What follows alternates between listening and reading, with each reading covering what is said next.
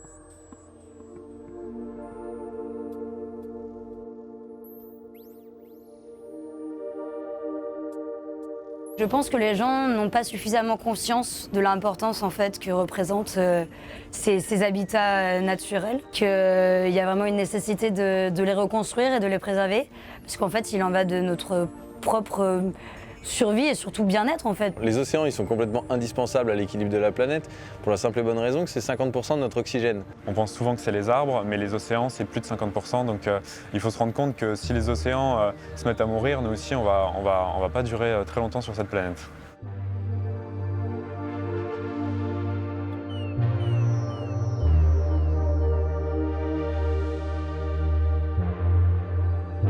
Que l'océan reste une ressource majeure dans la vie humaine, tout simplement pour la vie humaine en général.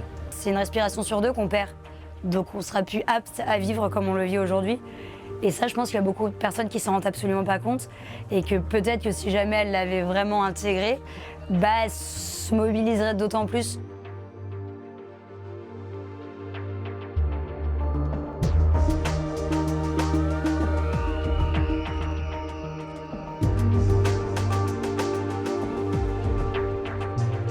Il y a un très grand nombre d'organismes et de micro-organismes dans l'océan qui ont une utilité majeure pour l'équilibre écologique de la planète dans son ensemble. Sans cette biodiversité océanique, on est tous morts. Simplement. You have phytoplankton in the seas, and the phytoplankton is responsible for most of the production of our oxygen. Most of the air we breathe comes from the seas. If we kill off the seas, there won't be any oxygen for us to breathe. On est en train de détruire les poumons en fait, de la Terre. On détruit la vie sans s'en rendre compte et avec joie, plus qu'un sourire. Donc pour moi, nous sommes des monstres qui détruisons notre mer.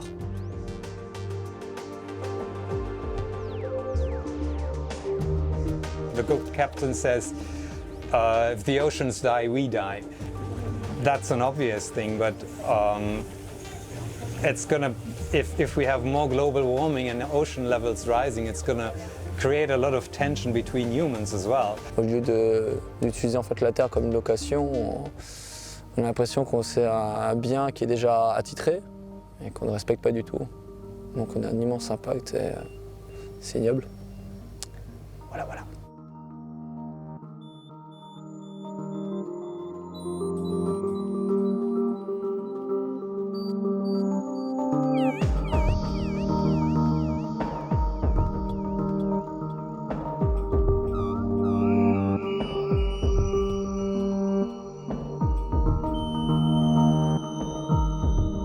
Là, sur ces 100-150 dernières années, il y a clairement une corrélation très très forte entre l'activité humaine, tout ce qui est lié à la pollution, à l'utilisation excessive d'énormément d'énergie, avec une évolution du climat, l'élévation de la température des océans, le réchauffement global.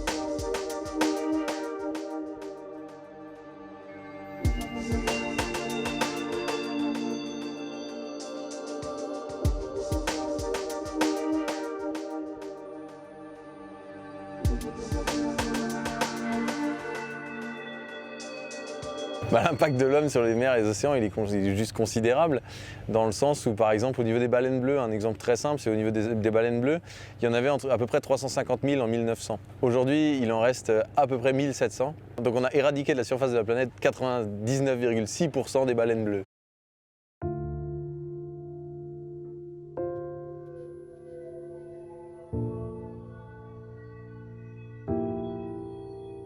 La pêche industrielle, elle participe de façon énorme au dépeuplement de nos océans. Et un océan vide, c'est juste catastrophique.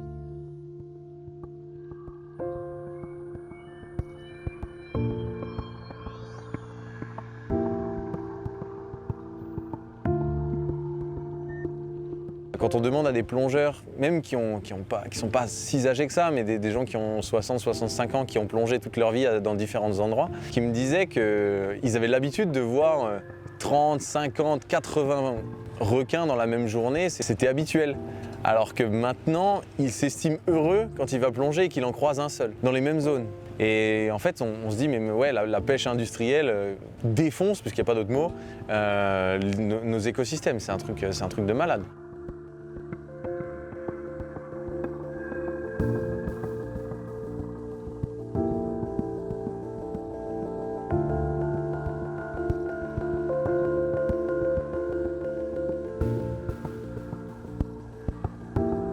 It used to be, if you go back 100, 150 years, I think, what we used to be in the sea and count that as 100% in terms of animal life, I think it's roughly 30% left now, what we still have. It's like overfishing, it's creating these ocean dead zones.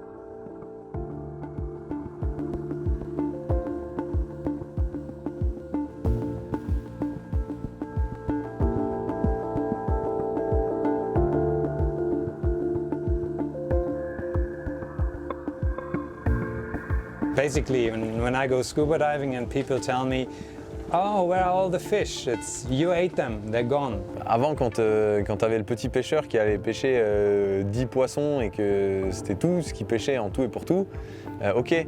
Mais là, tu as des bateaux qui font 300 mètres de long, qui vont récupérer des dizaines de milliers de tonnes à chaque fois, voire des centaines de milliers de tonnes de poissons. Je ne te parle pas de nombre de poissons, je te parle de tonnes de poissons.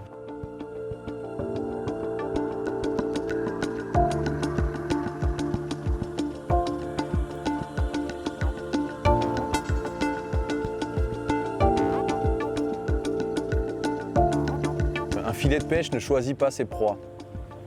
Pas du tout.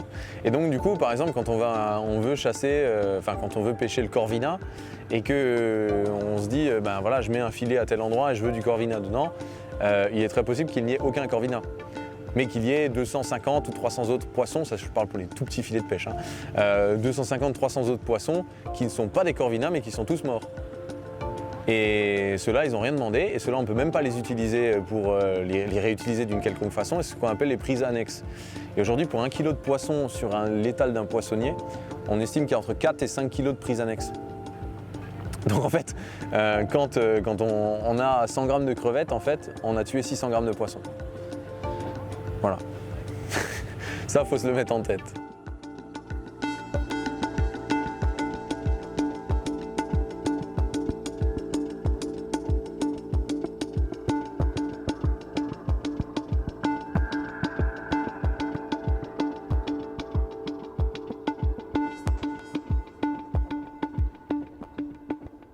L'océan joue un rôle très important, notamment dans l'absorption du carbone.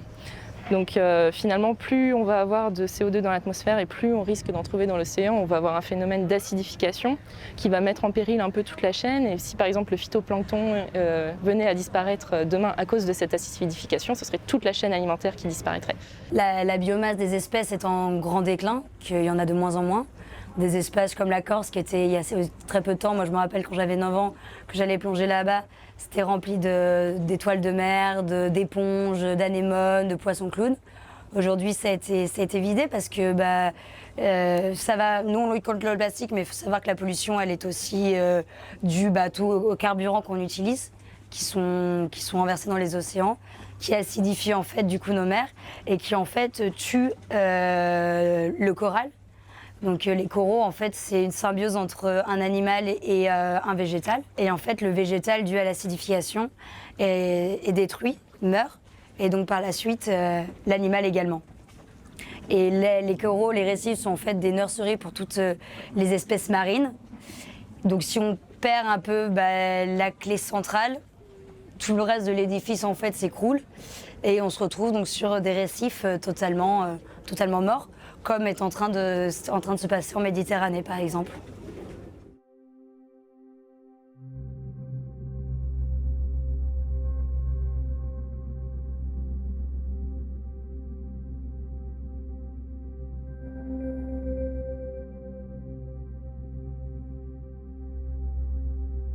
Ce qu'il faut comprendre avec l'océan, sans être un expert moi-même, hein, mais c'est que tout est interconnecté. En fait, c'est ça, il n'y a pas que l'océan, la vie sur Terre est comme ça, mais tout est interconnecté.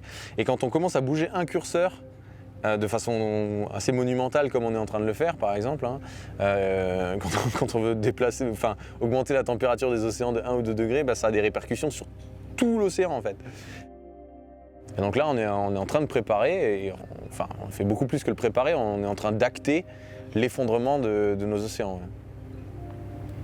Et donc l'effondrement de la vie sur Terre en même temps. Hein, genre.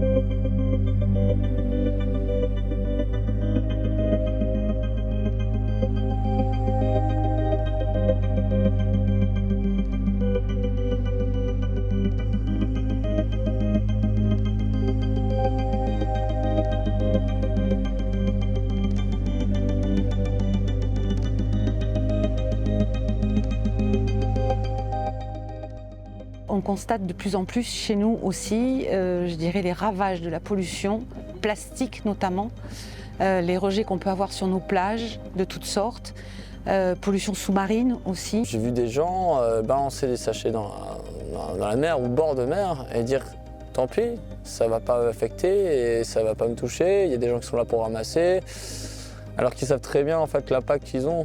Ils savent très bien que le déchet va aller en bord de mer ou le sachet plastique, ainsi de suite, qui peut toucher les tortues, qui peut toucher les dauphins, en fait plein de mammifères ou plein de vie. Et en fait, ils étaient conscients de la chose qu'ils faisaient, mais ils continuaient avec le sourire. Pour moi, c'était la pire des choses pour l'environnement.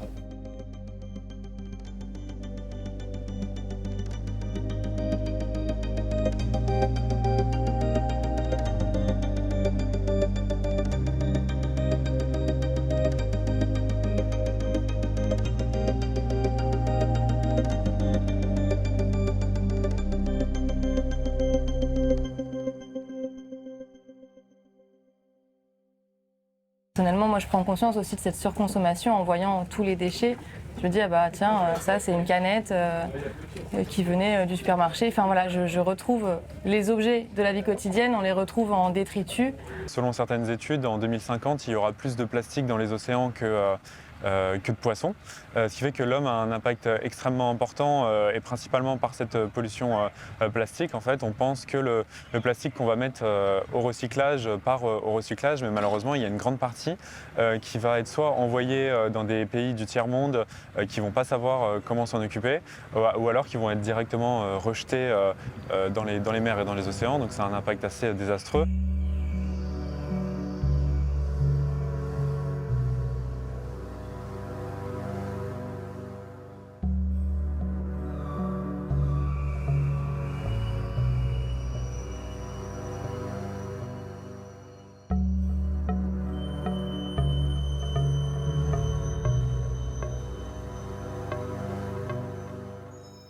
Plein d'espèces, oui, mourir en fait, c'est s'échouer, étouffé, à cause d'un sachet plastique ou d'un filet de pêche ou autre, c'est s'échouer sur la mer parce qu'il n'avait plus de maniabilité ou il s'étouffait simplement en fait, par manque d'oxygène, donc il mourait. Oui, un sachet plastique, ça a de grandes conséquences sur la vie sur les océans plutôt. Sur toutes les espèces maritimes, que ce soit la tortue, que ce soit la baleine, que ça. Toutes les espèces sont touchées parce qu'au final le déchet même il va se déchirer, il va faire des microplastiques et il va polluer totalement en fait l'environnement du poisson. On va le retrouver même dedans, il va en manger, il va en ingérer. Donc nous-mêmes on va le retrouver dans notre assiette. C'est toute une chaîne alimentaire qui se détruit et qu'au final si le plus petit des maillons en fait, de cette chaîne-là disparaît, c'est tout l'ensemble au final qui va tomber. Donc ça a des grandes conséquences sur la biodiversité marine.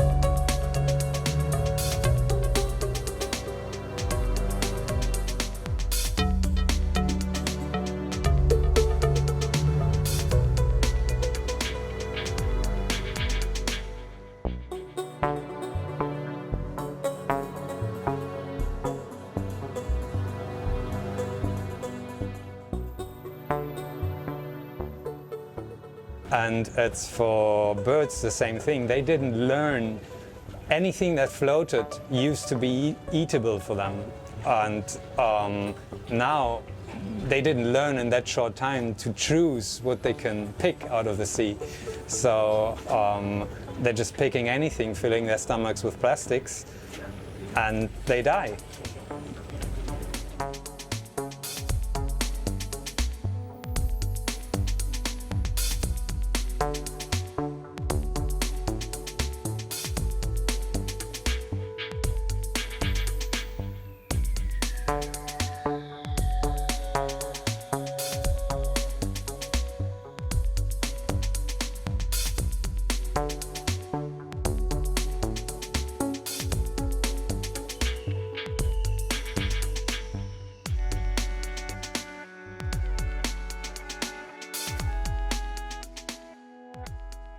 Aujourd'hui, il faut savoir qu'en fait, il y a juste 15% du plastique qui est recyclé, du plastique qu'on utilise. Et tout le reste, en fait, c'est du plastique alimentaire. Donc c'est tout ce qui est les emballages de gâteaux ou autres. Qui en fait, ça c'est un plastique tellement fin qui ne peut pas être recyclé. Donc que voilà, en évitant tous ces produits-là, on peut éviter toute la contamination plastique que nos océans sont aujourd'hui en train de faire face. Finalement, la pollution par les plastiques et par les microplastiques, ce n'est pas seulement pour la faune marine un problème, c'est aussi pour nous, consommateurs de crustacés par exemple, ou de fruits de mer ou autres. Il y a un chercheur qui estimait que lorsqu'on mange un plat de moule, on ingère à peu près 90 particules de plastique. Donc finalement, on retrouve aussi ça dans notre alimentation. Et c'est là que ça devient inquiétant, surtout que ça prend des proportions de plus en plus importantes. Le plastique, il rentre dans la chaîne alimentaire de tout un tas de façons. C'est-à-dire maintenant, les microplastiques sont devenus tellement petits, à force de se fragmenter, et donc du coup, qu'ils participent au cycle de l'eau.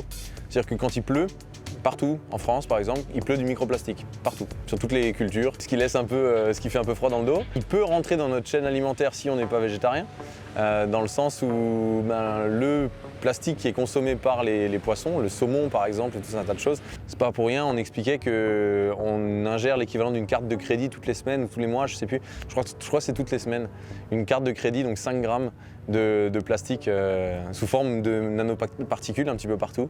On ingère 5 grammes par semaine.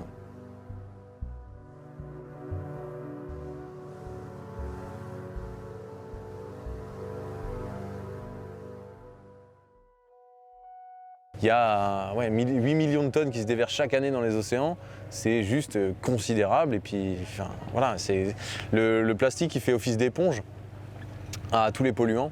Donc il va absorber le mercure, il va absorber tout un tas d'autres polluants et il va se fragmenter au fur et à mesure, donc il va devenir de plus en plus petit et donc absorbable il va être confondu par tous les animaux avec du zooplancton ou du phytoplancton, il va être absorbé par tout un tas de mammifères marins ou de poissons et en fait le mercure placé dans ces microplastiques va se disperser dans le corps par exemple d'une baleine qui va absorber qui va filtrer énormément d'eau. Et du mercure dans le cerveau, des grandes charges de mercure dans le cerveau donnent à certaines baleines des grosses maladies psychotiques. Ça c'est quelque chose qui est assez méconnu, mais on a l'état de santé des baleines, l'état mental des baleines qui commence à être de plus en plus en danger dans certaines zones. Et ça fait qu'elles ne chantent plus autant et comme elles chantent de moins en moins, elles se retrouvent de moins en moins, donc elles se reproduisent de moins en moins, donc il y a de moins en moins de baleines.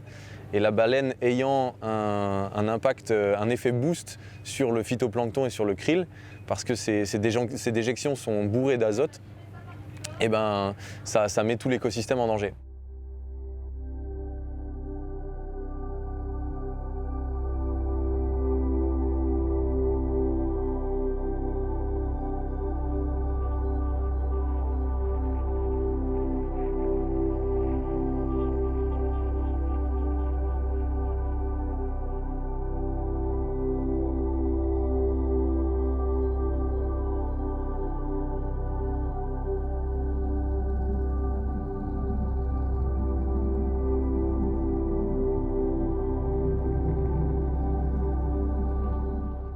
On s'est dit avec un ami qui était capitaine de marine marchande, qui avait peut-être quelque chose à faire au niveau des plastiques dans les océans.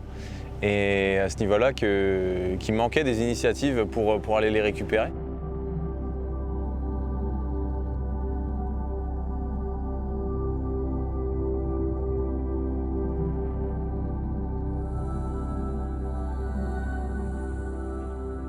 Mais avoir une action concrète qui soit à la fois de sensibilisation et d'action directe, d'aller récupérer le plastique, soit sur les plages, soit en mer, il n'y avait pas, et notamment il n'y avait pas avec un 3-mâts. Donc on s'est dit qu'il y avait peut-être quelque chose à faire de ce côté-là.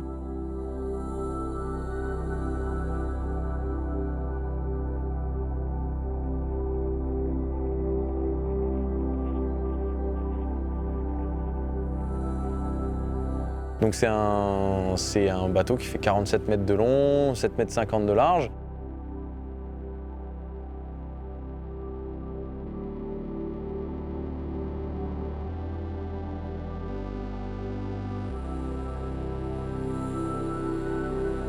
Pourquoi on l'a pris? Parce qu'au final, on s'était dit que c'était quand même un sacré engin et donc du coup pour faire un bateau porte-étendard, ce serait génial.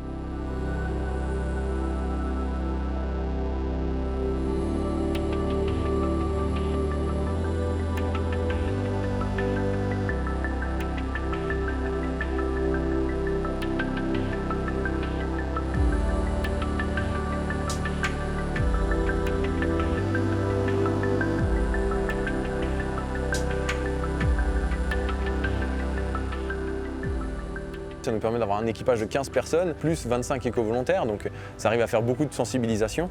Et moi je voulais aussi surtout que le bateau soit un laboratoire du zéro déchet ou d'un mode de vie le plus écologique possible en groupe, en communauté.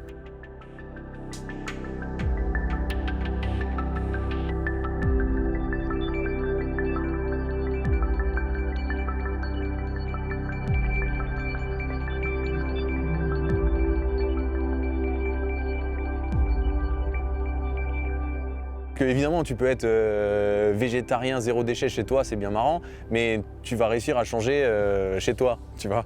Ou chez toi, ou avec ton conjoint ou ta conjointe, oui d'accord, tu arriveras à faire. Est-ce qu'on arrive à vivre de façon sans contrainte, de façon la plus écologique possible en communauté à 25-40 personnes sur un bateau? Est-ce que c'est possible? Oui, non. Et c'était un des gros défis. Au début, on s'est dit, ben voilà, on va faire le bateau végétarien et on va essayer de limiter au maximum les déchets. Et d'arriver à se dire, on vit sur un bateau comme ça en produisant une corbeille à papier de déchets toutes les semaines à 40. Et ça, c'est énorme, tu vois.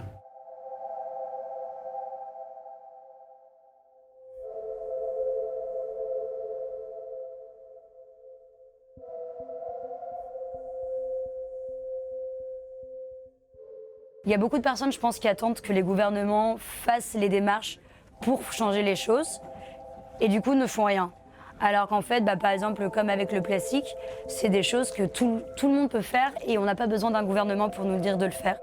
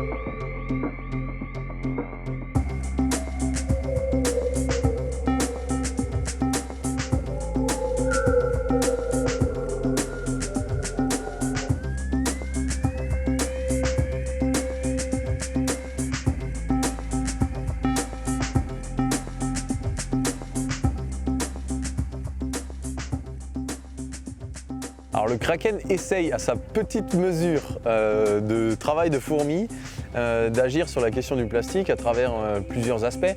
On passe aussi beaucoup sur les plages, auprès des plaisanciers. La plupart de nos efforts, c'est l'aspect action directe, donc aller récupérer du plastique là où il se trouve.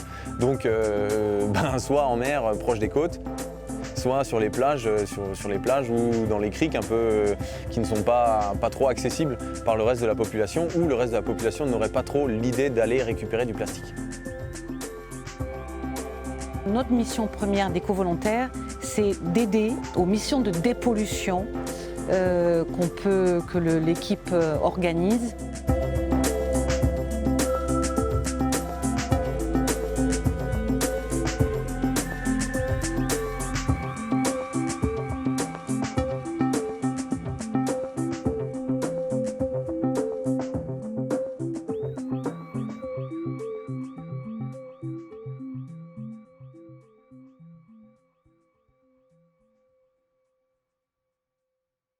Les mégots, c'est vraiment ce qu'on retrouve le plus et j'ai du mal à comprendre pourquoi on peut retrouver autant de mégots à 1 mètre d'une poubelle.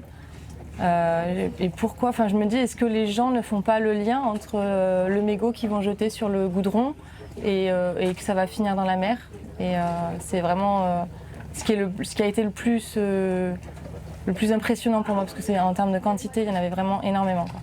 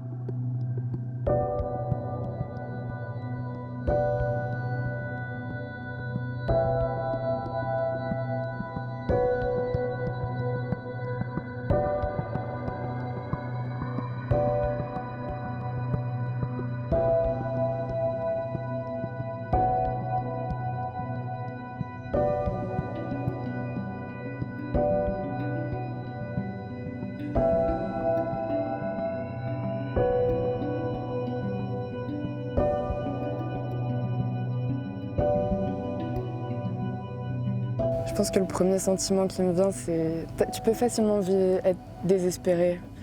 Se dire, putain, mais comment c'est possible, quoi? Qu'est-ce que c'est leur éducation à eux? On n'a pas vécu dans le même monde, quoi. C'est pas possible.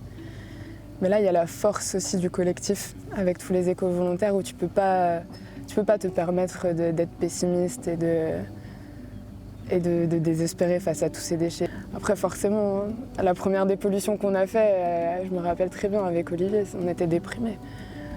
On n'avait même pas le sourire, c'était hyper compliqué. Parce que tu te dis, putain, ça c'est juste une petite plage, puis tu mets ça à une échelle mondiale, c'est délirant.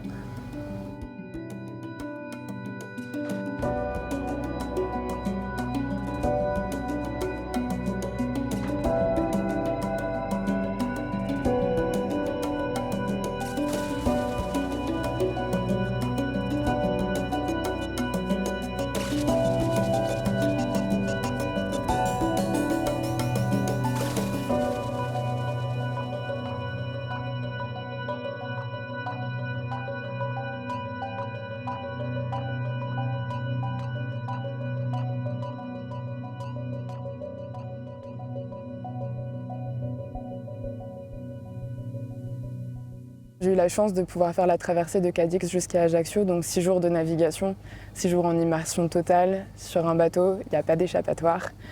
Eux, ils disent qu'on est comme une grosse colocation flottante. J'aime beaucoup cette image parce que c'est vraiment ça, on apprend tous à se connaître.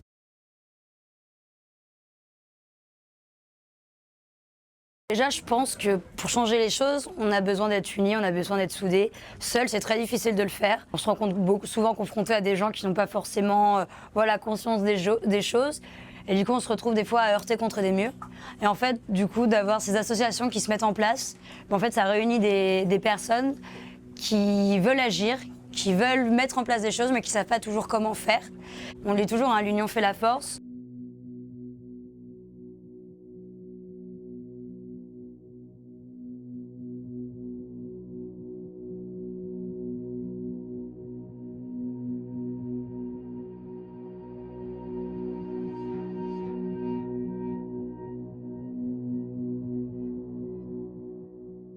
On peut apprendre tellement des autres. C'est vraiment ce que j'ai appris sur ce bateau, quoi. C'est le côté humain, moi, qui ressort le plus avant le côté écologique, même s'il y a la prise de conscience qui va avec tout ça. C'est communiquer. Communiquer entre vous. Je repars du Kraken avec plein de choses dans le cœur et l'envie d'agir encore plus. Une pulsion en fait, ça nous a donné une force supplémentaire en fait. Rencontrer des gens qui ont les mêmes valeurs que nous, qui ont envie d'agir, comme ça nous redonne aussi espoir.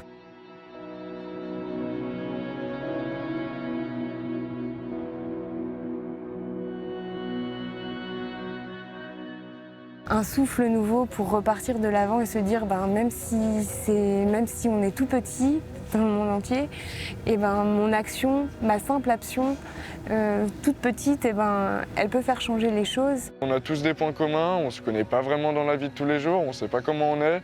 Mais en tout cas sur ce bateau, je trouve qu'il y a une entente qui est juste incroyable et qui fait aussi que ce bateau marche.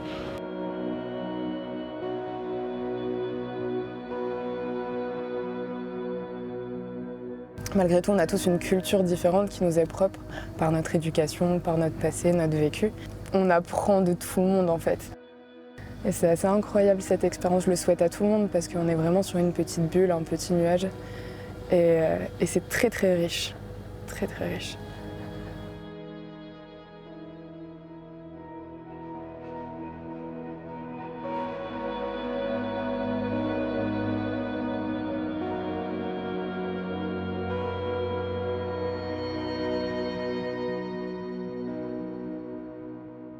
Ça permet, je pense, de réellement mettre un grand pas dans le mouvement et de mettre un peu les propulseurs, le fait de s'unir et de travailler ensemble.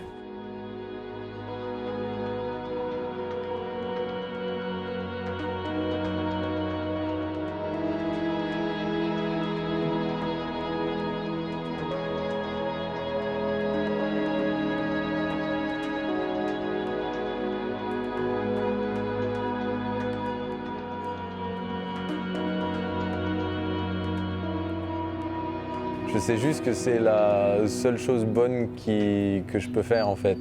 Tu vois, genre, j'ai travaillé dans plein d'autres trucs avant et je n'ai jamais trouvé de sens à ce que je faisais. Jusqu'à ce que je me dise, bah ouais, là j'agis directement pour soit sauver des espèces, soit militer pour essayer de moins défoncer notre planète et les animaux qui s'y trouvent. Ouais.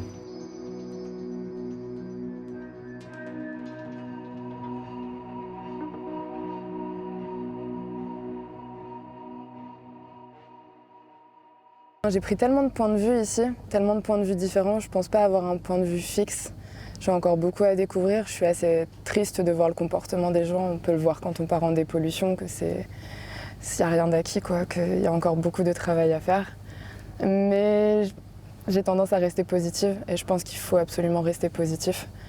Et je garde espoir, je sais que quoi qu'il arrive, un jour ou l'autre on va taper le mur, mais j'essaie d'appuyer sur la pédale de frein et je fais surtout ça pour les générations futures, même quand bien même je suis relativement jeune, je pense aux autres. Quand je vois progressivement que l'homme l'a détruit, que la pollution, etc., ça me blesse au plus profond de moi-même parce qu'on a une richesse inouïe autour de nous et il faut vraiment agir pour la protéger.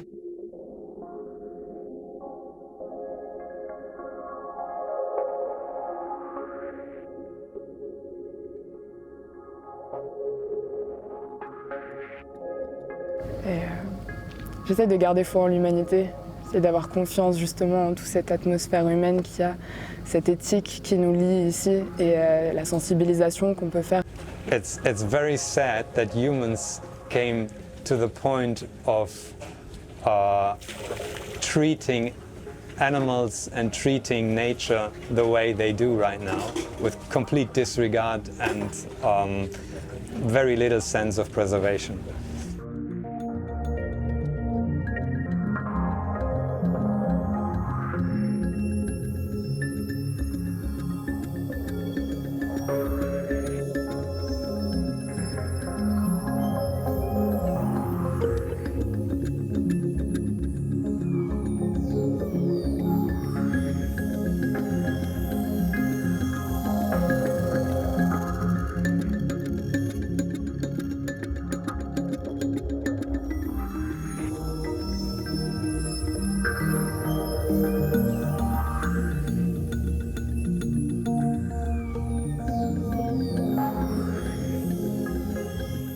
C'est triste à voir que par rapport à la planète qu'on a et en sachant que même s'il y a déjà des expéditions qui partent pour essayer d'en trouver une autre, on n'en trouvera jamais une comme la nôtre.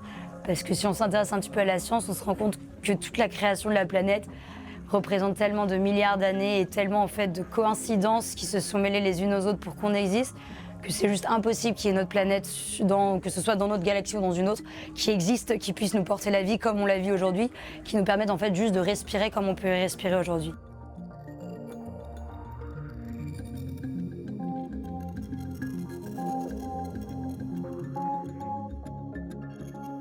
On a une grande chance d'être ici et d'avoir ce qui nous entoure et qu'il faut au maximum se mobiliser à notre échelle, parce qu'à notre échelle on peut déjà faire beaucoup.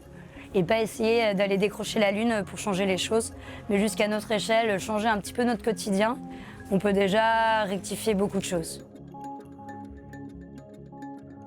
Je garde espoir malgré tout pour que les gens prennent conscience, changent leurs habitudes. Et voilà, après, on ne pourra jamais faire de la magie, quoi. Le mal est fait d'une certaine manière. Mais tous à notre échelle, on peut faire quelque chose. Et de se dire que c'est tellement fort ce qu'on a autour de nous, c'est tellement beau ce qui nous a été offert, c'est fragile aussi.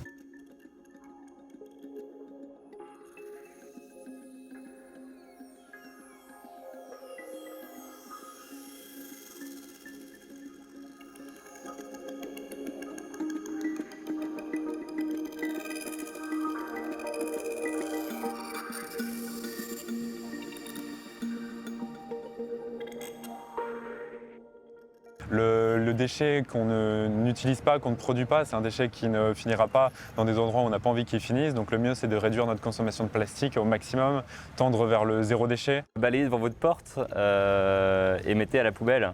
Laissez pas le vent emporter vos déchets et triez au maximum.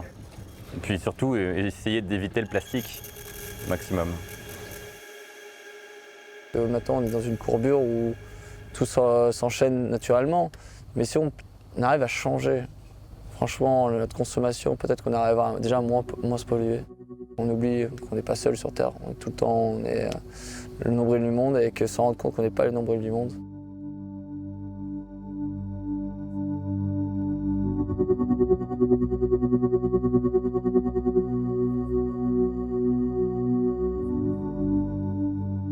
Il faut sortir un petit peu de notre consommation qu'on a aujourd'hui, qu'on a une planète magnifique qui nous est ouverte, des choses magnifiques à y faire, à découvrir, et que je conçois très bien avec notre génération, c'est beaucoup tout ce qui est écran, on vit à travers ces écrans et en fait on vit à travers un monde totalement virtuel que les gens essayent de nous vendre comme paradisiaque alors que le paradis en fait il est juste devant nous et qu'en fait on est en train de tout détruire par en fait une facilité qui est inutile.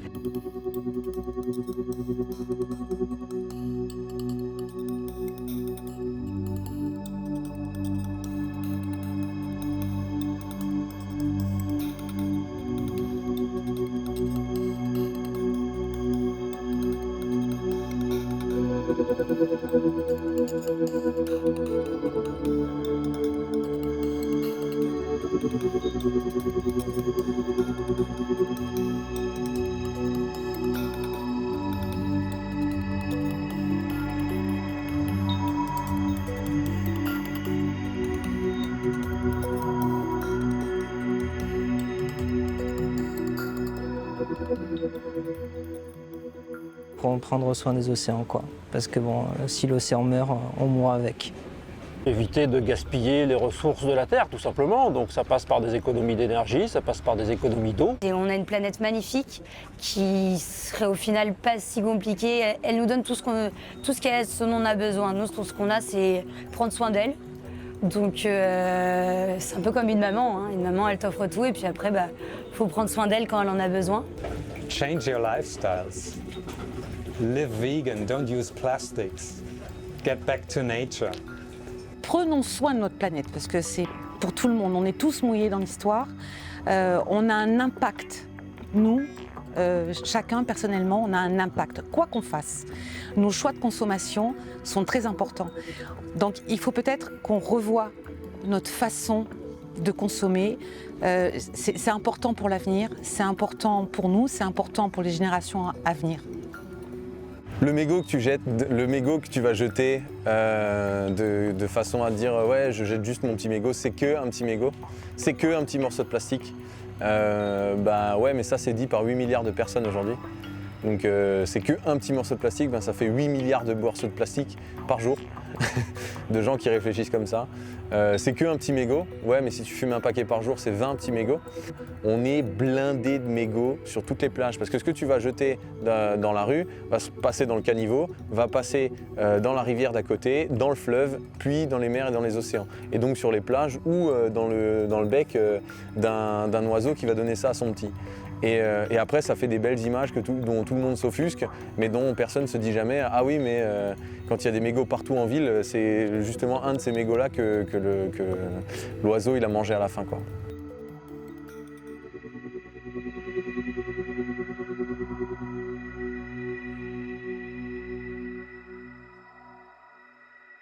Ce serait bien que les gens prennent et agissent relative à ça. Pas forcément qu'avec nous, hein. Il y a plein d'autres façons de s'engager pour la planète et pour la survie de l'humanité et la survie de la biosphère. Donc il y a plein de façons de s'engager, engagez-vous et restez pas passifs, quoi. Restez pas passifs.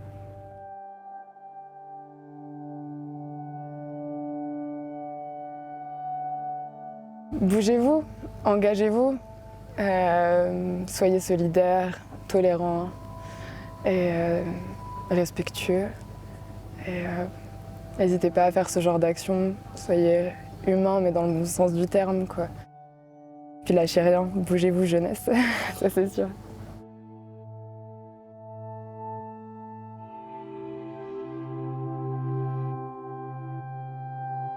Arrêter de penser qu'à soi ou juste aux personnes qui nous sont proches et peut-être respecter tout ce qu'on a.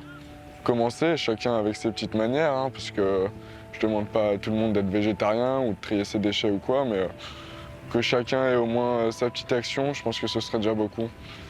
J'aurais envie qu'en se posant comme ça 5 minutes, les gens ils comprennent l'importance que c'est de préserver cette richesse, et que j'aime beaucoup la parabole du petit colibri. Donc si j'avais peut-être un message aussi à faire passer, c'est qu'on a tous notre part, même si on se sent tout petit, et que en fait nous aussi on fait partie de cet ensemble, de cette nature. C'est cliché ce que je vais dire, mais tout le monde dit « oui, mais tout seul, qu'est-ce que tu vas faire ?» Ben, je réponds « mais si chacun tout seul fait quelque chose, eh ben, on fait tous quelque chose de très grand tous ensemble. » Donc, soyez en accord avec vos convictions, réfléchissez, remettez en question votre mode de vie et essayez de faire votre part, comme dans l'histoire du colibri. Je pense que beaucoup de gens l'ont déjà entendu, mais l'histoire du colibri qui, lui, voit un incendie et se retrouve à aller de goutte en goutte pour essayer d'éteindre le feu de forêt, et les autres animaux qui le regardent et qui lui demandent « mais qu'est-ce que tu fais ?» Et le colibri qui répond « je fais ma part ». Et finalement, tous ensemble, je pense qu'on peut arriver à faire de grandes choses et à changer nos habitudes pour arriver à un monde meilleur.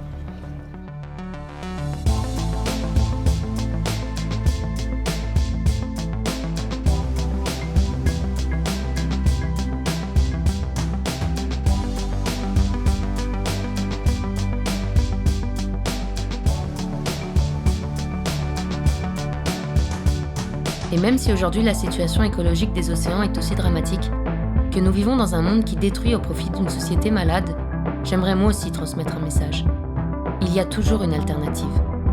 Je me suis rendu compte que des associations comme Wings of the Ocean ne feront pas tout toutes seules. Le penser est une utopie. J'ai longtemps cherché à comprendre comment changer notre impact, et même si les solutions doivent être radicales, notre mobilisation individuelle est essentielle. Elle devra être accompagnée d'une prise de relais par les gouvernements et les industriels, sans lesquels aucun changement structurel n'aura lieu. Les gouvernements doivent soutenir les associations, mais également supporter les industriels à une transition pour réduire la production de plastique, d'emballage et de conditionnement. Un monde meilleur est possible, mais seulement si la mobilisation est globale.